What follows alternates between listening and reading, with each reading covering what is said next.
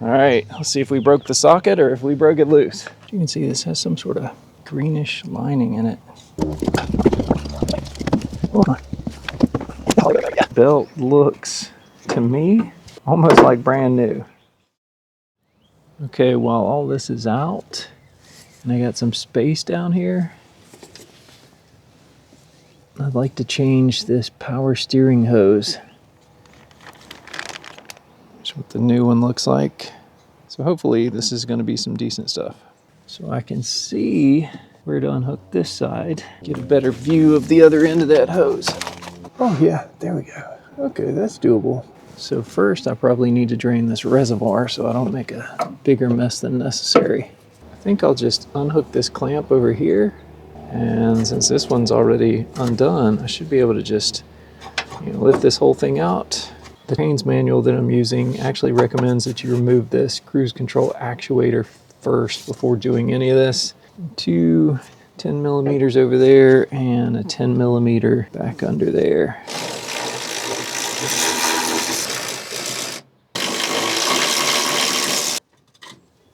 It looks like you just snap this up, and there's a vacuum line right here. It'll probably pop out. Oh, and of course some electrical connectors. Cruise control actually isn't working right now, so it's probably something else we'll fix later. Let's get this up and out of the way without kinking anything too badly. How about that? That'll work. Now I have better access to this clamp over here. Even with this thing fully expanded, it acts like the hose is swollen up. It probably is swollen up, I guess. But at least this one's not sweating. I don't know if it's been replaced before. It doesn't look like it, but apparently when power steering hoses get old, they start sweating power steering. They don't necessarily bust. I don't know if that's typical with hoses in general. Like coolant hoses sweat coolant, oil hoses sweat oil. I do know that's common with power steering hoses because almost all of mine on all my cars are sweating right now. Can I just get this whole thing off with the clamp and all? There we go. Grab this whole thing. Slide it out. Yeah, look at that. You just turn them upright and good to go. So I just have a box here with some cat litter in it. So now when I unhook this hose underneath there, you can see this is full. It's going to drain all this out. I'm going to put an oil pan down there where I'm working. Oh no, I got it all over the ground down there. So I think what I'm going to do is I'm going to go down to the end of that and unhook the lowest part of the hose and let it all drain out, and then it'll be a little easier and less messy to unhook all this.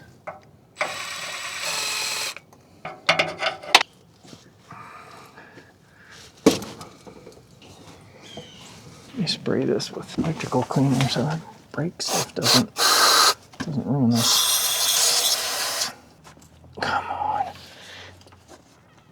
There it goes. Here's a better view of the problematic hardline end. All right, so this is what we're looking at here. Almost looks identical on each end. The difference in that hose though. As you can see, this has some sort of greenish lining in it. All right, so is this right? Or is this, it's that right there. It is slightly different. This is the way we go. This came with new hose clamps, generic kind, which might be easier to use than these things. Even though these are OEM, I don't know if I'm gonna use them again. They're so hard to work with. Let's see if I can get this off, see what it looks like. So hard to work with. Nah, I've mangled it. I'm gonna use the clips that came with it. I know a lot of people hate these, but partially start these clamps.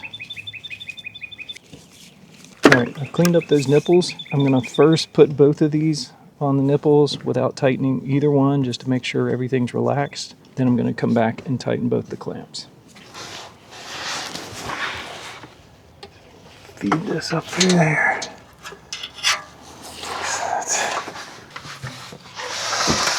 Now I need to feed this end. Get over this end. Yeah, there we go.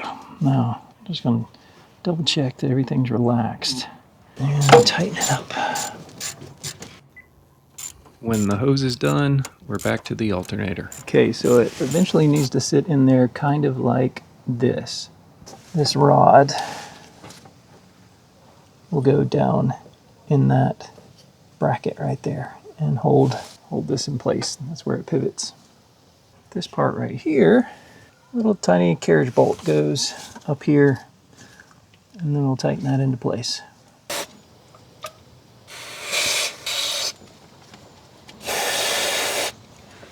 I'm gonna have to move this power steering pump over here.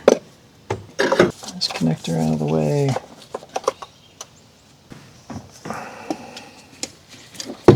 Get this in here.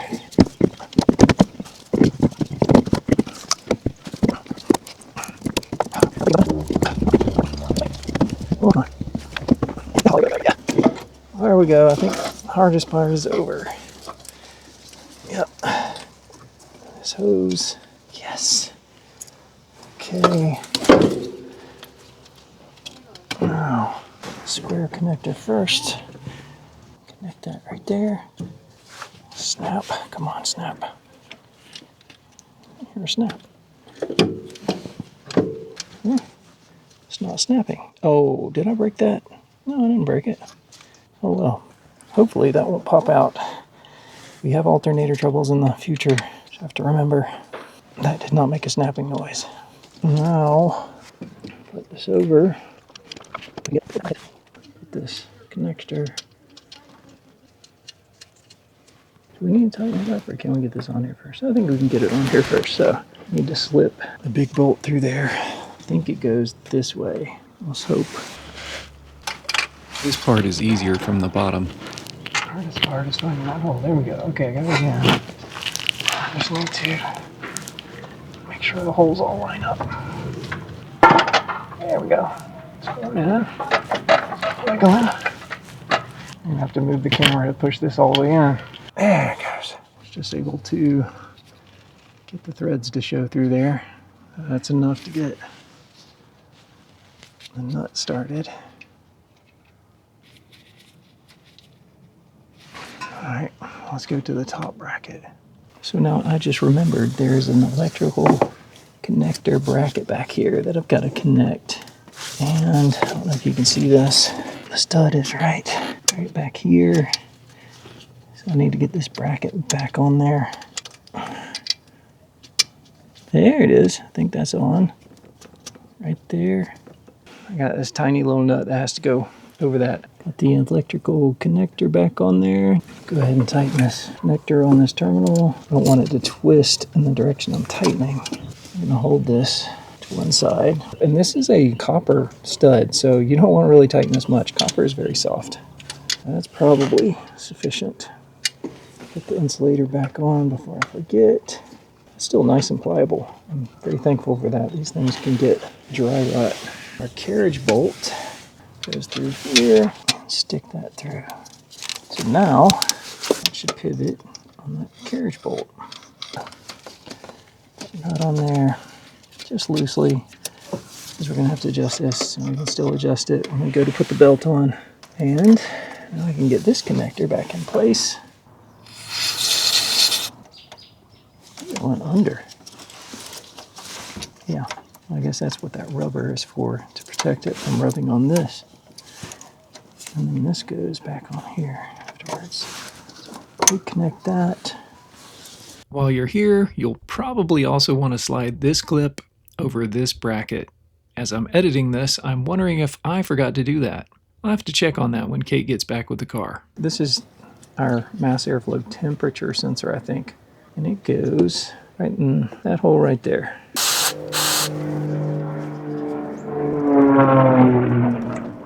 You know, that has an O-ring on it. It doesn't actually feel like it's sealing good. I might double up that with a little Teflon tape around this edge, just to make sure we don't get a vacuum leak. Yeah, let's do that. We're going to just wrap it like an extra O-ring at the edge. That should be okay. Now as I tighten that in there, it should make a nice seal.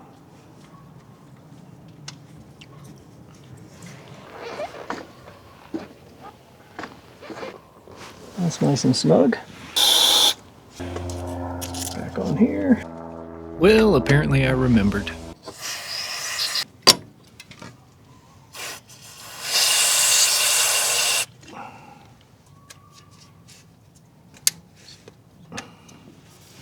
There. Okay, so you can't use regular electrical tape in an engine bay because it melts. So you have to use a special wire loom tape. So I'm going to try to like wrap this around this, but at the same time I'm going to try to wrap it around this bracket to hold everything in place. We're going to have to tear off a piece first, or cut off a piece. You might not be able to tear it. Oh, you can tear it.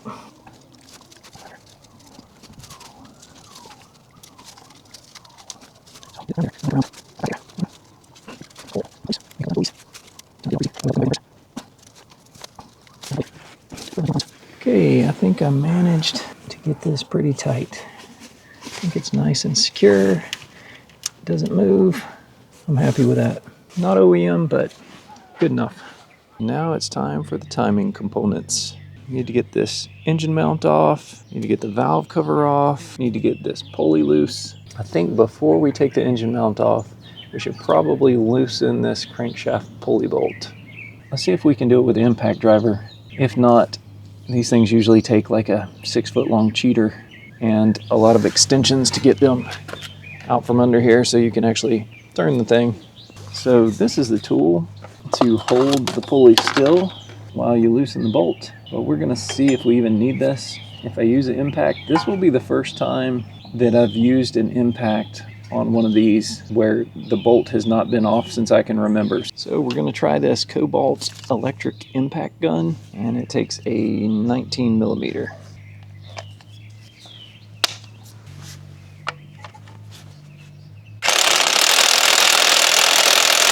I need some hearing protection. Well, that doesn't appear to be working at all. Let's try something else. Oh, one of the chickens is escaping. You get back here. Get back. All right, there we go. Yeah.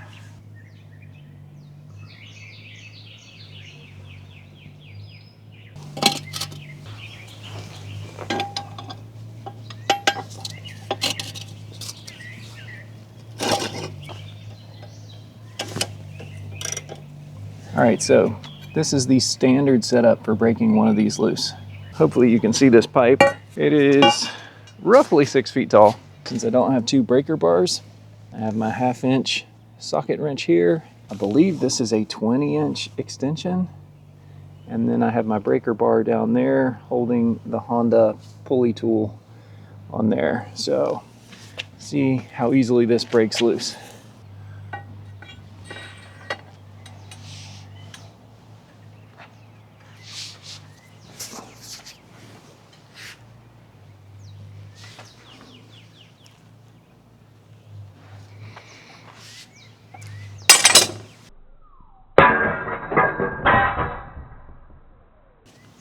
All right, let's see if we broke the socket or if we broke it loose.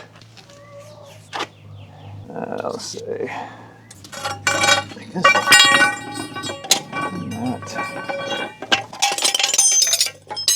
one. Usually what happens is when it breaks loose, it's such a big impact. Oh yeah, there we go. Oh no. We're turning the whole pulley. Don't want to do that. And if this time I actually sound like I think I know what I'm doing, it's because I have done this on several Hondas before. Accords and 4-cylinder Odysseys multiple times. Which is why I have this tool. I didn't have to order it. I think the good thing about this engine is I don't think it has a balancer shaft, which you have to deal with on the Accord and 4-cylinder Odysseys. Come on now. Do I have to give it another break? That's it. Okay. I think we're actually working now. Let's see. Yep. I'm gonna take that all the way off right now, but that's one of the hardest things about this job. Well, let's get this engine mount off. I think these are 14 down here. All right.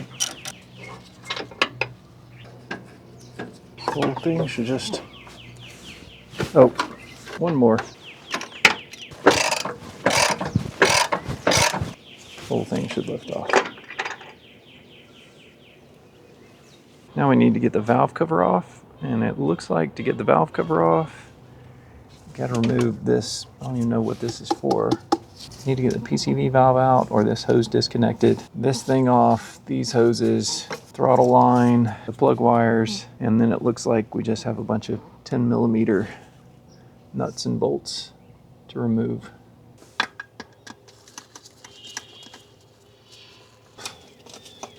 See if this will come off now.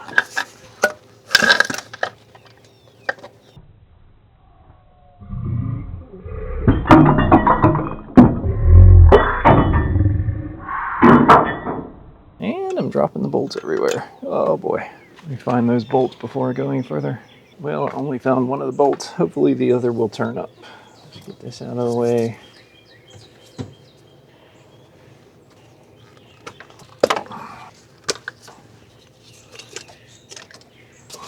Right.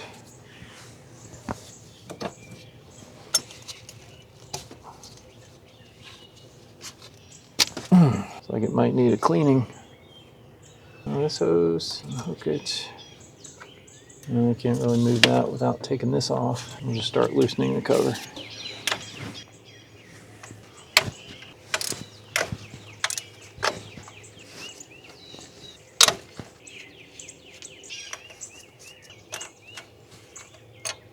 Is that it? Yep.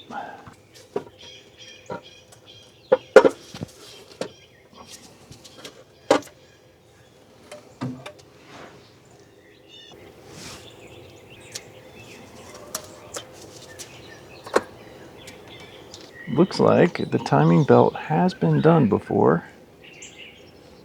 So it has marks on it. Actually doesn't look that bad. This thing has 250 some thousand miles on it, and we've never done this. Probably only been done once, but it really doesn't look bad at all. What we need to do is get the crank and cam pulleys lined up so that we can hold them in place and not have to worry about the timing changing while we're doing everything. So what we want is these up marks. Should be one on each. We want them to both be pointed straight up. And then we should be able to put a small Allen wrench or screwdriver in each one of these holes here. It locks into that hole right there so that you can do the whole timing belt change and not even worry about these getting out of position. Turn this around a little bit. Right, that's pretty close. Let's see if we can stick something in those holes. Okay, I got a couple of small Allen wrenches. Could go with something a lot thicker, actually. A couple of bigger Allen wrenches. These are probably too big. Oh, that works. That'll work better, actually. Yeah.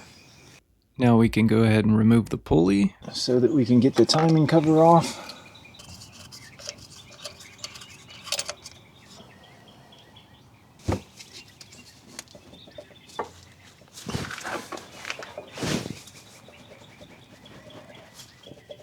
There we go.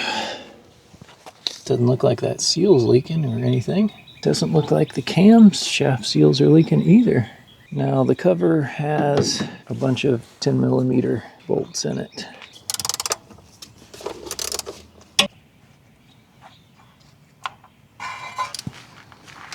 Yeah.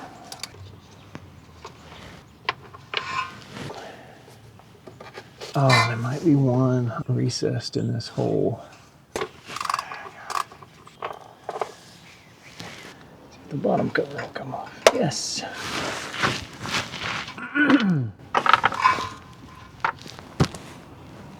cover. All right, now we just need to loosen the timing tensioner. This is the tensioner. Just loosen that right there. Let me take this off. Ooh, yeah, we don't want to lose that. Just drop the key out of there. So that's very important. You don't want to lose the key to the crankshaft. I better hang on to that. Let's put it in here.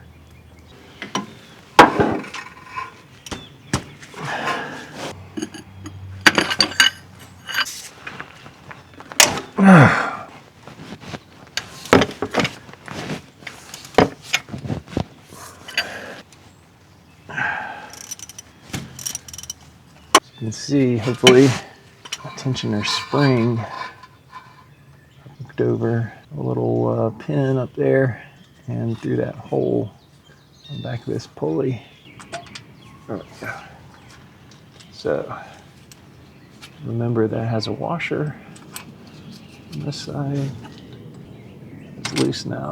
So we can just take this belt completely off. I'm actually going to try to leave that spring on there if I can, like that. I'll go up top and pull the rest of this off, and then we're going to come back and remove the water pump. That's it. Take a look at this belt. This belt looks, to me, almost like brand new. Wow. I've had the valve cover off a few times, and I thought, oh, that belt still looks pretty good. But, you know, you're not getting a good look at it. Taking it off and looking underneath like this, and still seeing all that texture and all. I mean, if I had seen this, no cracks, no nothing, it's still pliable. It's a Honda belt. I probably wouldn't change this for another 50,000 miles. That's just me. Y'all let me know what you think. But I know this belt probably has, well, it's probably got 100,000 miles on it. So that's amazing. Should we drain some coolant or should we just pop off the water pump? Yeah, it does say drain the coolant from the radiator. By the way, this is the book I'm going by. Need to get up in here and open that petcock. Looks like that's going to take a while. Oh, that helped. Looks like we're going to have to use a deep well on that one. This one actually looks like it might have wept a little coolant. There's a little whiteness under there. Do a couple of turns and then it stiffens up. A couple of turns. That has some whiteness on it. And this one doesn't. This one's like nice and shiny. It's a little bit of a sign of some coolant leaking out there. Starting to leak some coolant.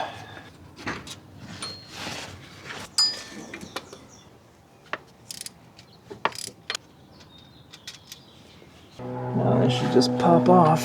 Remember the orientation too. That protruding bolt hole right there is on the left.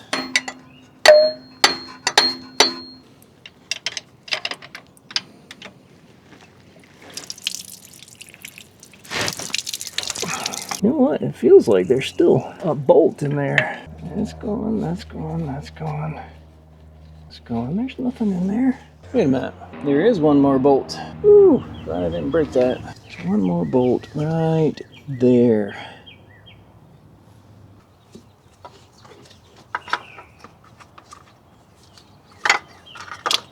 So, still looks pretty good. Bearings feel okay. No rattle.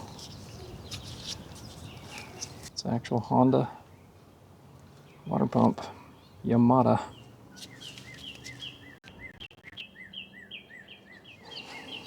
Look at that machining inside there. That is just so cool. So here's the new one. It says Japan and ASIN. So not exactly the OEM. This will stay in place. There is an actual shape to it. It's not symmetrical. So it's a little more oblong this way. And it does have these little pinch to hold the O-ring to get it in place. So you want to make sure to push down especially tight in those spots. And then put it back in place like this. Oh no, bolts are all different sizes.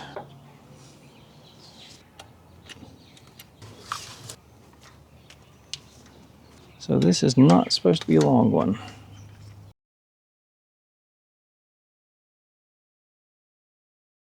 So it goes in this bottom hole. Just gonna wrist tighten these. And then with the torque wrench, we'll take them up to apparently 8.8-ish foot-pounds or 106 inch-pounds.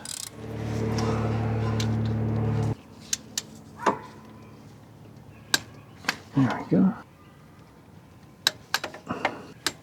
There we go. Yep. Double check this one. Yep. Okay. There's one that's hidden under this little lip here. Find it. That's too long. Let's try this one again. What's the difference? Okay, that fits like that.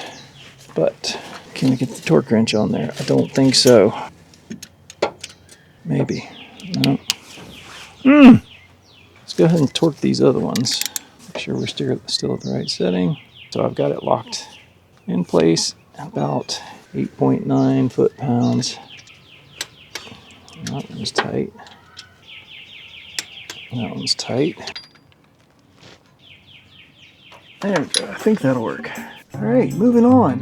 Now we need to take the pulleys off and do the seals, camshaft seals and crankshaft seal. That will be coming up next time in the CRB series. Until then, and out she comes. That does work. As always, thanks for watching. Please comment below, and I hope to see you all in the next one.